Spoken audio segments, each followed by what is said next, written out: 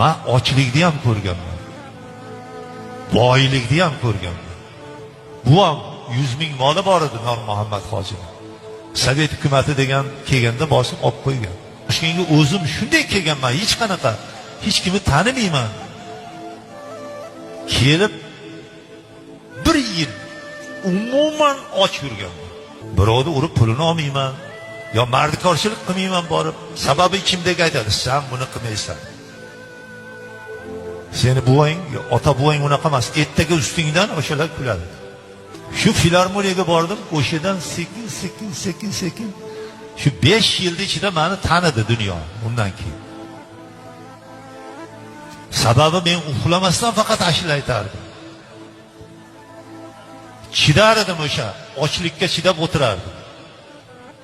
1 yil och yurgandan keyin, 1 yildan keyin butun studentni o'zim boqdim. Buning uchun chidaysan, Xudo bergan yo'lda ushaysan, mehnat qilasan, uxlamaysan.